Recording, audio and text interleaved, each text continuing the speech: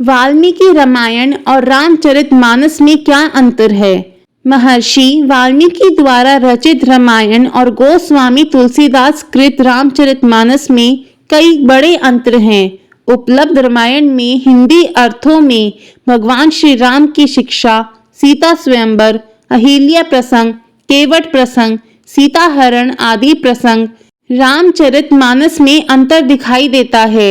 मर्यादा पुरुषोत्तम भगवान श्री राम के जीवन को दर्शाने वाले दो महाकाव्य हैं, एक वाल्मीकि द्वारा रचित रामायण और गोस्वामी तुलसीदास द्वारा रचित रामचरितमानस। यह दोनों महाकाव्यों को सटीक और प्रामाणिक माना गया है, परंतु दोनों ही महाकाव्यों रामायण और श्री रामचरितमानस में कुछ बातें हैं जो अलग हैं। कुछ बातें ऐसी हैं कि जिनका वर्णन केवल वाल्मीकि रामायण में ही मिलता है। रामायण की रचना महर्षि वाल्मीकि द्वारा त्रेता युग में लगभग 5114 ईसा पूर्व का माना जाता है, जिसमें भगवान विष्णु के अवतार भगवान श्री राम की लीलाओं का वर्णन है। भगवान श्री राम के जीवन काल महर्षि वाल्मीकि उपस्थित थे। वाल्मीकि द्वारा रचित ही मूल रामायण है, जिनके आधार पर कई रामायण लिखी गई है। महर्षि वाल्मीकि द्वारा संस्कृत भाषा में रामायण लिखी गई है। रामचरितमानस की रचना तुलसीदास द्वारा 16वीं शताब्दी ईस्वी में अवधी भाषा में लिखी गई है। तुलसीदास संस्कृत भाषा के बहुत बड़े विद्वान थे। तुलसीदास जी ने रामचरितमानस को प्राथमिक रूप में चौपाई में लिखा गया है। गोस्वामी तुलसीदास ने इसे क्षेत्रीय भाषा में लिखा ताकि स्थानीय लोग इसे समझ सकें और इसका उपयोग कर सकें। रामचरितमानस रामायण की तरह ही 7 कांडों में लिखा गया है। रामायण के 2 शब्द हैं, राम और अयण का अर्थ शास्त्र, पथ, गमन होता है। रामायण का शाब्दिक अर्थ राम की यात्रा होता है। रामस्य अयनम चरितान्वितम शास्त्रम रामायणम।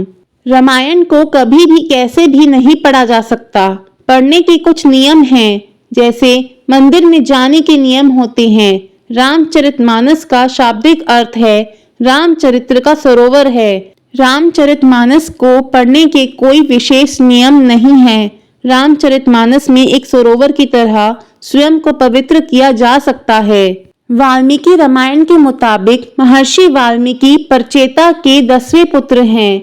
रामचरितमानस में गोस्वामी तुलसीदास द्वारा महर्षि वाल्मीकि को रत्नाकर नाम का डाकू बताया गया है, जो नारद जी के प्रोत्साहन से मरा मरा जपते जपते राम राम बोलने लगे और राम भक्त बन गए हैं। रामायण और रामचरितमानस दोनों महाकाव्यों में सबसे बड़ा अंतर ये है कि वाल्मीकि रामायण के भगवान श्री राम मानवीय बताया गया है और श्री राम का चरित्र सरल ही बताया गया है। महर्षि वाल्मीकि के लिए श्री राम मर्यादा पुरुषोत्तम हैं। तुलसीदास जी ने रामचरितमानस में श्री राम को केवल अवतारी ही नहीं, उससे भी ऊपर पर ब्रह्मा बताया गया है।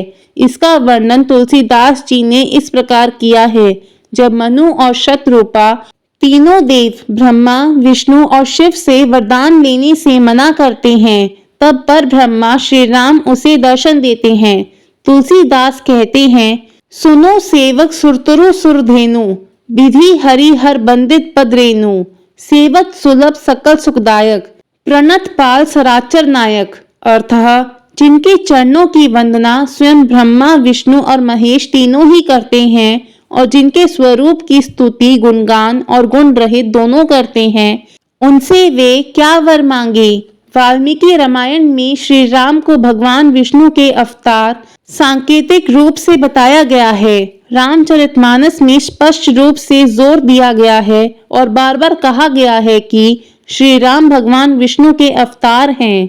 वाल्मीकि की रामायण 7 कांड हैं, जिन्हें बालकांड, अयोध्या कांड, अरण्य कांड, किष्किंधा कांड, सुंदर कांड, युद्ध कांड और उत्तर कांड के नाम दिए गए हैं।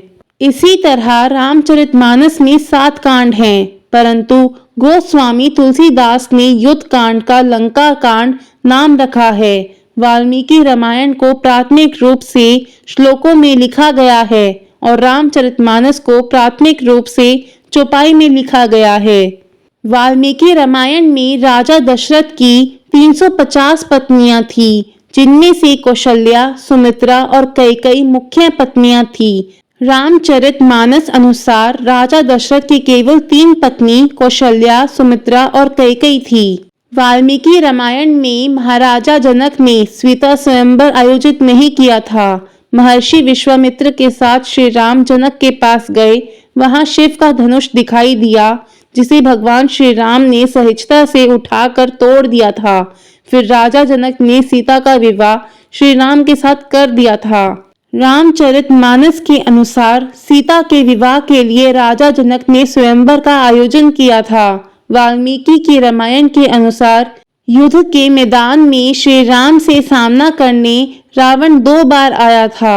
रामचरितमानस के अनुसार युद्ध के मैदान में श्री राम से सामना करने रावण 1 बार युद्ध के अंत आया था। वाल्मीकि रामायण काव्य का अंत तब होता है जब माता सीता धरती माता में विलीन हो जाती है और लक्ष्मण सरयू नदी में समाधि लेकर परम धाम को जाते हैं। भगवान श्री राम सीता और लक्ष्मण की अनुपस्थिति के बाद सरयू नदी में समाधि लेने का निर्णय लेते हैं। श्री राम सरयू नदी के अंदर गए और विष्णु का अवतार ले लिया और नश्वर शरीर की यात्रा पूरी करते हैं। गोस्वामी तुलसीदास रचित रामचरितमानस काव्य का अंत श्री राम और माता सीता के जुड़वा बेटों लव और कुश के जन्म के साथ समाप्त होता है। रामचरितमानस में कभी भी लक्ष्मण की मृत्यु और माता सीता के धरती माता में विलीन होने का उल्लेख नहीं है। कुल मिलाकर रामायण और रामचरितमानस दोनों महत्वपूर्ण धार्मिक ग्रंथ हैं, जो हिंदू संस्कृति और श्री राम के जीवन कार्यों में ज्ञान दृष्टि प्रदान करते हैं। हर एक पाठ की अपनी अद्भुत प्रणाली और फोकस है। रामायण और रामचरितमानस दोनों को दुनिया भर में व्यापक रूप से पढ़ा और सम्मानित किया जाता है। जय Shri Ram. Please like and share, और अगर आप चैनल पे नए हैं तो प्लीज सब्सक्राइब जरूर कर लें।